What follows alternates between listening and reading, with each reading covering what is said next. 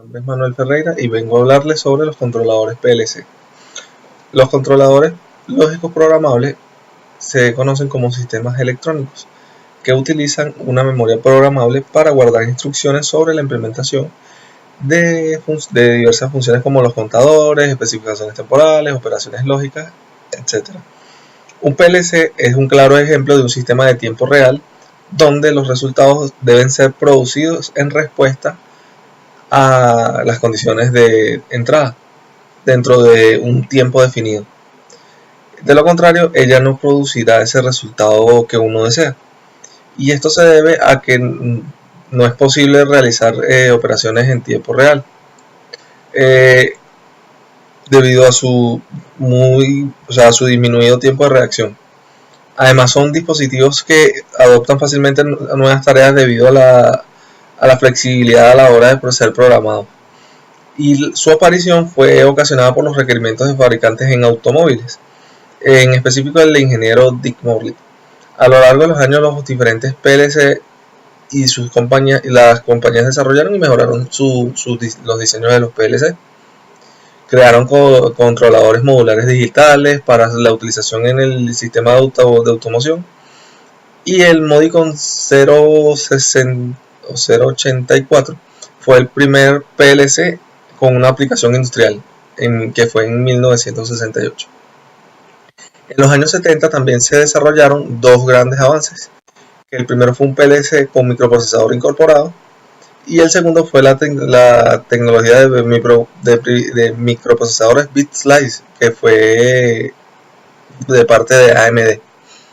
En los 80 también se apreció un mayor desarrollo de los PLC, porque la velocidad de respuesta redujeron las dimensiones y su concentración de entradas y salidas en una operación con sus respectivos módulos. Y también mejoraron los módulos de control continuo, el PID de los servocontroladores y el control inteligente.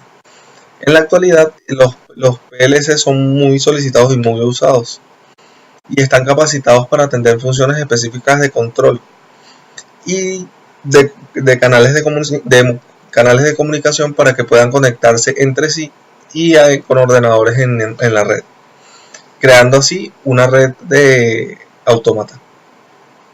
La arquitectura. El PLC cuenta con un suministro de potencia cuyo propósito principal es de garantizar los voltajes de operación internos del controlador y sus bloques.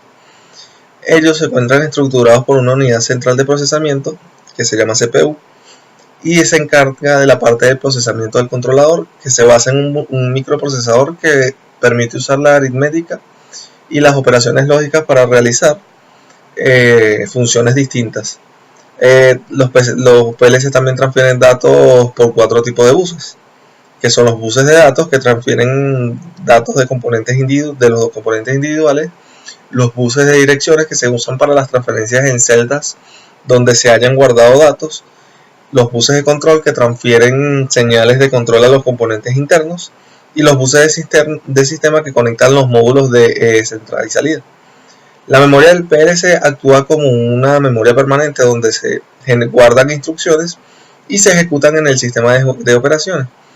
Se basa en las ROM, las EPROM, las EEPROM o las Flash. A su vez, esta memoria actúa como una RAM, donde se guarda y se ejecuta el programa que se está utilizando, siendo una memoria permanente. La memoria interna en un controlador lógico programable es aquella que almacena el estado en el que está entradas, salidas, contadores, relés internos, señales de estado, entre otros. También se encuentra dividida en varias áreas, cada de ellas con un objetivo y características de distintas características, basándose fundamentalmente en el tipo de variables que almacena cada área. También como las áreas que conforman la memoria interna son las áreas de imágenes de entrada y salida y área interna, las áreas especiales, las áreas auxiliares, áreas de enlace, áreas de retención, áreas de temporizadores y contadores, y que estas últimas son el área de memoria que simula el funcionamiento de estos dispositivos. Son utilizados en el PLC para programar retardos y cuentas. Estos módulos, los módulos de entrada y salida, son módulos de señal que coordinan la entrada y salida de señales con aquellas internas del PLC. Estas señales pueden ser tanto analógicas como digitales. Las analógicas permiten que el PLC trabaje con accionadores de mando analógico y lean señales de tipo analógico como temperatura, presión, etc. Convierten una magnitud analógica en un número que se deposita en una variable interna del PLC. Y estos módulos de salida analógica permiten que el valor de una variable numérica del PLC se convierta en tensión o en una intensidad y realice una conversión de A, puesto que el PLC solamente trabaja con señales digitales. Esta conversión se realiza con una precisión o resolución determinada, que sería calculada en número de bits y en cada cierto intervalo de tiempo, que es un periodo de muestreo. Estos módulos de entrada digitales trabajan con señales de tensión y su proceso de adquisición de la señal digital consta de varias etapas, que es la protección contra sobretensiones, el filtrado, la puesta de forma de onda y el aislamiento galvánico o por otro acoplador. La clasificación. Los PLC son clasificados básicamente de dos formas. El PLC complejo, que se compacta en un solo bloque del CPU, la fuente de alimentación, la sección de entrada y salida y el puerto de comunicación. El PLC compacto se utiliza cuando el proceso a controlar no es muy complejo y no se requiere de un gran número de entradas y salidas o de algún módulo especial para realizar alguna operación. El PLC modular es el más potente y funcional de los PLC. La CPU y el sistema modular, el puerto de comunicación y otros módulos se encuentran generalmente en paquetes separados de un riel. Estos se comunican con la CPU a través de un sistema bus y tiene un número limitado de lugares para los módulos de posibilidad aumentado.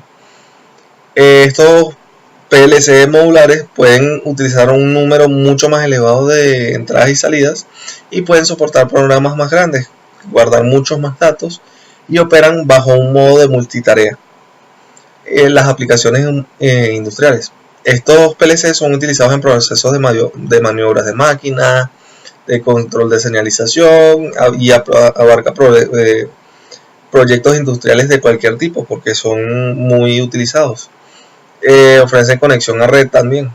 Se usa para maquinaria industrial de madera, de plástico, de procesos de grava, maquinarias de transferencia, de ensamblaje, en instalaciones de aire acondicionado, en instalaciones de la industria automotriz para lo que fue creada, en embotelladoras, en almacenamiento y transporte, en fabricación de neumáticos, en aplicación en oleoductos, control de hornos y en turbinas y energía solar también tiene su aplicación. Muchas gracias, esta ha sido toda mi exposición.